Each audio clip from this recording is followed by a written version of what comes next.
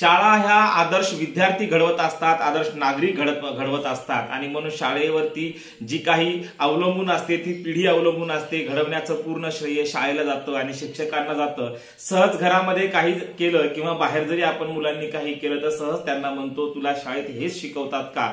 शाळा किती महत्त्वाच्या आहेत विद्यार्थ्यांच्या आयुष्यामध्ये आपल्या लक्षात येतं। परंतु इथे मात्र यवतमाळ जिल्ह्यामध्ये एक नवीनच घटना घडलेली आहे। एका प्रेम विवाह केलेल्या एका दाम्पत्यानं जो शिक्षक आहे आणि मुख्याध्यापिका जी आहे तिने आपल्या शिक्षक असलेल्या नवऱ्याची हत्या केलेली आहे आणि ही हत्या केल्यानंतर आपल्या विद्यार्थ्यांच्याच मदतीने हा मृतदेह जंगलामध्ये नेऊन टाकण्याची विल्हेवाट लावलेली आहे। नेमकं हे प्रकरण काय आहे, नेमका लोकांनी आदर्श काय घ्यायचा, कारण शाळा ह्या नागरिक घडवणाऱ्या, राष्ट्र घडवणाऱ्या आणि पिढी घडवणाऱ्या खरं तर ज्याला आपण म्हणतो अशा ठिकाणी ज्या पद्धतीने शिकवणीला असलेल्या विद्यार्थ्यांचा वापर मृतदेहाची विल्हेवाट लावण्यासाठी केला जातो, अशा मुख्याध्यापिकेचं आणि शिक्षकाचं नेमकं हे प्रकरण काय आहे पाहूयात या व्हिडिओच्या माध्यमातून।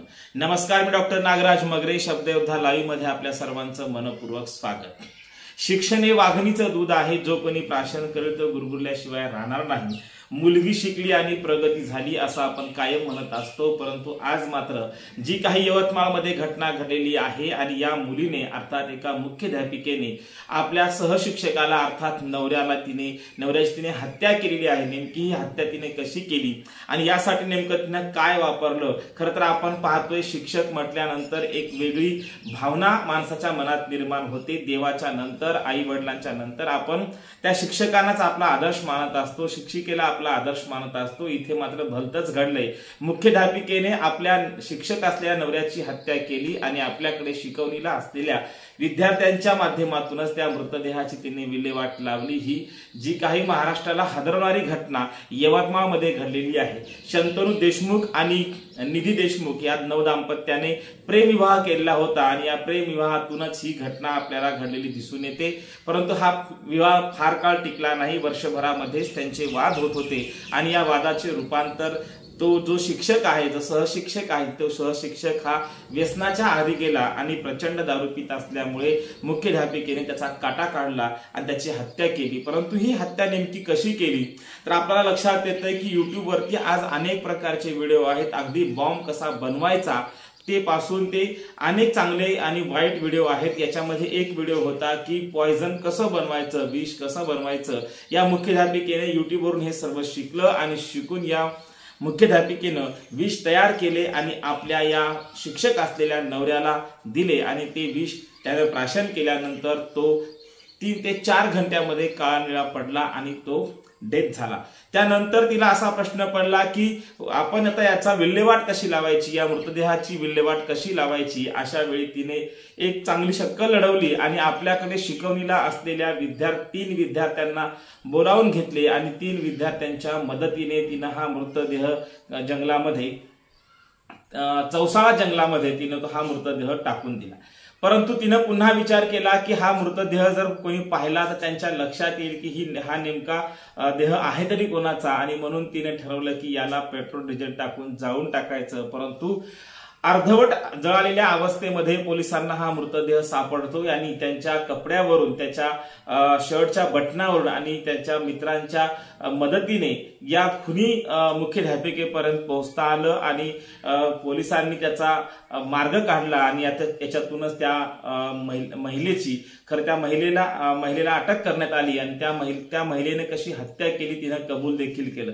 मुख्याध्यापिकेनेच आपल्या नवऱ्याला मारून तिने तो जंगलामध्ये 14 मेला ही घटना घडते। 3 दिवसानंतर या घटनेचा सुगाव लागतो। म्हणजेच काय तर पुरेपूर प्रयत्न करून सुद्धा शेवटी जाळ्यामध्ये ही मुख्याध्यापिका पडली आणि तिने ज्या विद्यार्थ्यांच्या मदतीने, ज्या 3 विद्यार्थ्यांच्या मदतीने हा मृतदेहाची विल्हेवाट लावली होती, आज आपण पाहतोय त्या 3ही विद्यार्थ्यांचं तिनं एकूणच त्यांचं आयुष्य उद्ध्वस्त केलेलं आहे आणि बाल गुन्हेगार म्हणून त्यांचा शिक्का पडलेला आहे। आणि या मुख्याध्यापिकेनं केवळ नवरा अतिशय दारूच्या आहारी गेलाय म्हणून त्याची हत्या केली असं देखील प्राथमिक माहितीमध्ये समोर येत आहे। एकूणच काय तर तर शिक्षण क्षेत्राला काळीमा फासणाऱ्या अनेक घटना आपण पाहत असतो, ज्या शिक्षकांच्या माध्यमातून पिढी घडत असते, ज्या शिक्षकांच्या माध्यमातून आदर्श विद्यार्थी घडत असतो।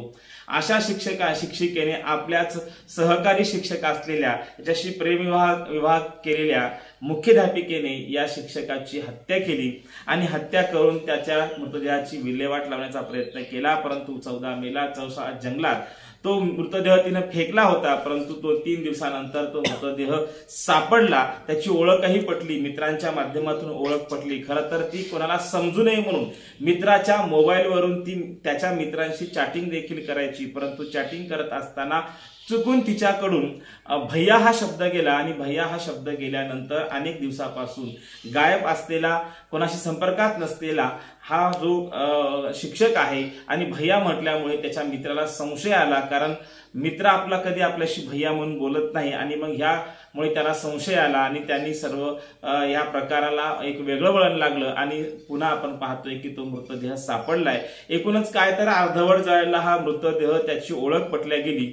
आता प्रश्न असा पडतो की आदर्श शाळा, आदर्श विद्यार्थी, आदर्श नागरिक एकीकडे घडवण्याचं आव्हान शिक्षकांसमोर आहे आणि दुसरीकडे आपण पाहतोय की त्या 3 विद्यार्थ्यांना, आपल्याकडे जे 3 विद्यार्थी शिकवणीला आहेत त्या विद्यार्थ्यांना अशा प्रकारची गुरुदक्षिणा मागायची की आपल्याच नवऱ्याचा मृतदेह हा त्याचा विल्हेवाट लावण्यासाठी त्याला सहकार्य करायला लावायचं आणि ते विद्यार्थ्यांनी करायचं। नेमका महाराष्ट्र, नेमका देश चाललाय कुठे हा प्रश्न सर्वांसमोर पडलेला आहे। शिक्षकी पेशाला काळीमा फासणारी ही घटना महाराष्ट्राला खरं तर हादरवून टाकणारी आहे। आपण एकीकडे पाहतो पुण्यामध्ये वैष्णवी नावाच्या त्या मुलीची हुंड्यासाठी हत्या होते, इकडे एक मुख्याध्यापिका आपल्या नवऱ्याची हत्या करते। या सगळ्या ज्या घटना बघितल्यानंतर कुठेतरी आम्ही चुकत आहोत काय, किंवा आमची ही जी काही पिढी घडत आहे, ही पिढी घडत असताना आमच्याकडून काय चुका होत आहेत, खरं तर ही चिंतेची आणि चिंतनाची बाब झालेली आहे।